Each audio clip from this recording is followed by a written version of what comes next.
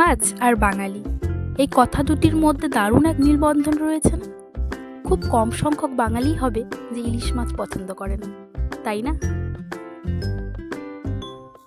স্বাদে ঘ্রাণে সে একাই যেন অতুলনীয়, তার ঘ্রাণেও যেন এক থালা ভাত নিমিষেই শেষ হয়ে যায়।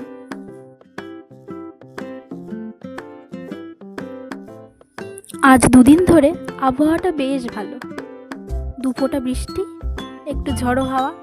তাই ভাবলাম বড়মশাইকে বলি যে বাজারে যদি ইলিশ পাও তাহলে ছোট দেখে একটা ইলিশ এনো। যে কথা সেই কাজ। কিছুক্ষণ পর দেখি বাবু বাজার থেকে এসে আমার হাতে ব্যাগ ধরিয়ে দিল। আমিও তো দেখে অবাক, তাকে একটা ইলিশ মাছ আনতে বলেছিলাম, সে তো জোড়া ইলিশ মাছ এনে হাতে। আমিও বেজায় খুশি, তাই চলে এলাম রান্না করতে। এই যে কেটে ধুয়ে পরিষ্কার করে নিয়েছি, এবার রান্না করার পালা।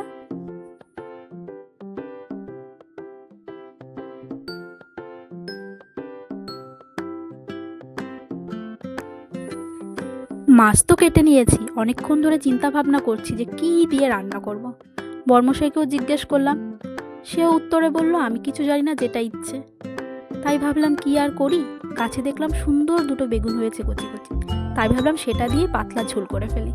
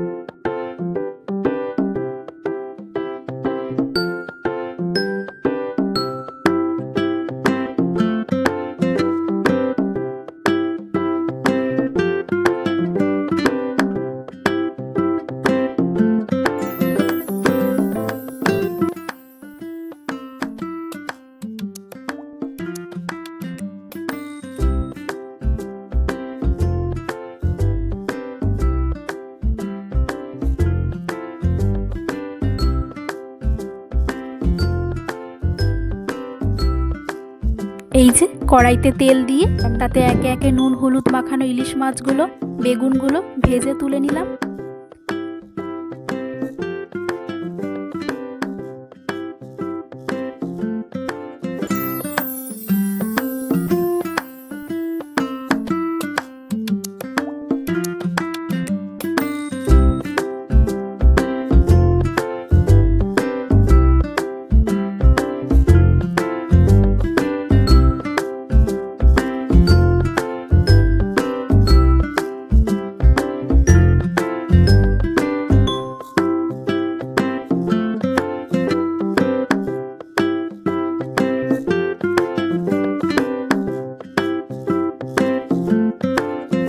এই যে সেই তেলে কিছুটা কালো জিরে, 2-3টে কাঁচা লঙ্কা ফোড়ন দিয়ে তাতে একে একে জিরে বাটা, শুকনো লঙ্কা বাটা, সামান্য পরিমাণ সর্ষে বাটা, আমি এখানে সাদা সর্ষে কালো সর্ষে দুটোই বেটে দিয়েছি।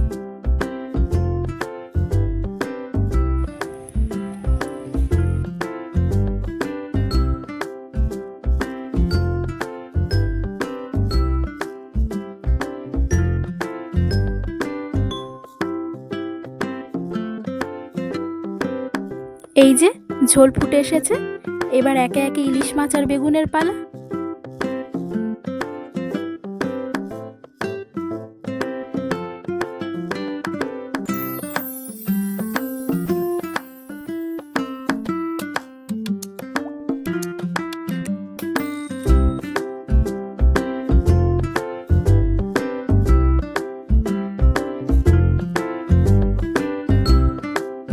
মাছগুলো আর বেগুনগুলো দিয়ে ভালো করে ফুটিয়ে নিয়েছি। হয়ে এসেছে আমাদের। এবার আমরা নামিয়ে ফেলবো। যা আবহাওয়া, এদিকে আবার ঝোড়ো হাওয়া দিচ্ছে।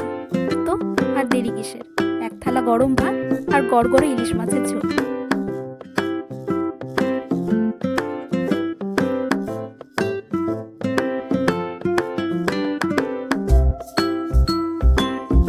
সবাই খেয়ে বলল বেশ দারুণ হয়েছে। তোমরাও একবার এইভাবে রান্না করে দেখো, আশা করছি খুব ভালো লাগবে। ভিডিওটি কেমন লাগলো, আমার এই রান্নাটি কেমন লাগলো প্লিজ জানিও কমেন্টে। আর ভালো লাগলে অবশ্যই লাইক, কমেন্ট, শেয়ার, সাবস্ক্রাইব আর ফলো করতে ভুলো না।